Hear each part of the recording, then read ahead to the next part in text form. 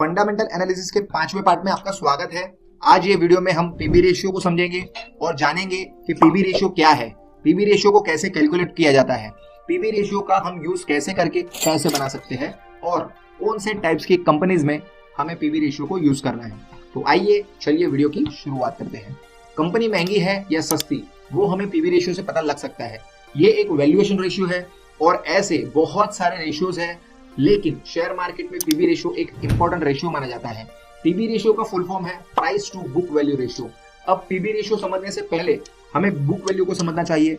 Book value का detailed video इसके पहले ही हमने बनाया हुआ है, आप चाहे तो वो देख सकते हो ताकि आपको बेटर तरीके से समझ आ जाएगा।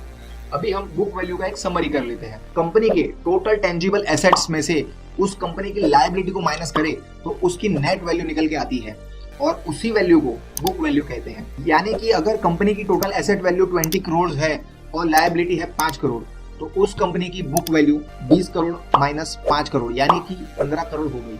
अब इससे हमें बीबीपीएस निकालना पड़ेगा। बीबीपीएस यानी कि बुक वैल्यू पर शेयर। इसका फॉर्मूला है BBPS is equal to book value divide by total number of shares. इस कंपनी की बुक वैल्यू 15 करोड़ है और फॉर एन एग्जांपल इसके टोटल शेयर्स 1 करोड़ है, तो 15 करोड़ डिवाइड बाय 1 करोड़ यानी कि BBPS book value per share निकल के आएगा 15 रुपए।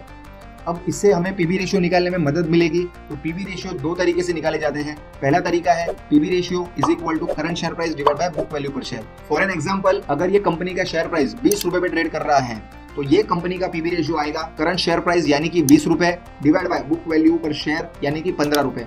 तो ये कंपनी का पीबी रेशियो निकल के आ जाता है 1.33। दूसरा तरीका है पीबी रेशियो निकालने का, PB ratio is equal to market value divide by book value. यानी कि मार्केट वैल्यू है 20 crore divide by book value जो कि है 15 करोड़ यानी कि पीबी रेशियो आएगा 1.33। दोनों ही तरीके में पीबी रेशियो सेम ही आएगा। इसका मतलब हमें इस कंपनी में 1 रुपए की बुक वैल्यू के लिए 1.33 रुपए इन्वेस्ट करने होंगे। यानी कि ये महंगी कंपनी है, यूजुअली 1 से कम पीबी रेशियो अच्छा माना जाता है। लेकिन लास्ट 3 साल के एवरेज पीबी रेशियो से भी हम कंपेयर कर सकते हैं। अगर लास्ट 3 साल के एवरेज पीबी रेशियो से करंट पीबी रेशियो नीचे चला गया है तो उस कंपनी को अंडर वैल्यूड माना जाता है, और अगर लास्ट 3 साल के एवरेज पीबी रेशियो से करंट पीबी रेशियो ऊपर चला जाता है तो उसे ओवर वैल्यूड माना जाता है।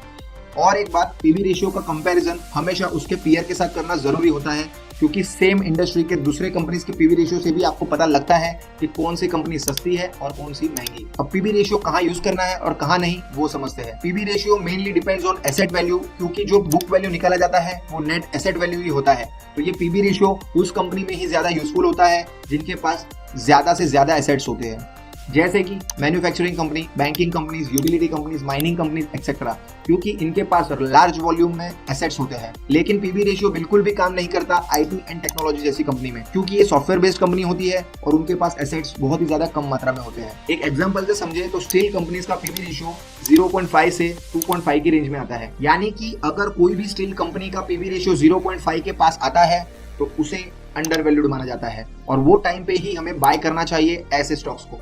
और जब पीबी रेशियो 2.5 की तरफ जाता है तो इसे ओवर वैल्यूड कहा जाता है और तभी हमें ऐसे कंपनीज के स्टॉक्स को बेच के अपना प्रॉफिट बुक कर लेना चाहिए। यानी कि पीबी रेशियो कोई स्पेसिफिक कंपनी में एंट्री और एग्जिट पॉइंट्स डिसाइड करने में मदद करता है। होप सो आपको ये वीडियो पसंद आया होगा। अगर अच्छा लगा है तो लाइक करें, शेयर करें अपने फैमिली फ्रेंड्स को और चैनल को सब्सक्राइब करें ऐसे ही फाइनेंशियल वीडियोस को देखने के लिए। धन्यवाद दोस्तों, मिलते हैं नेक्स्ट वैल्यूएबल वीडियो में।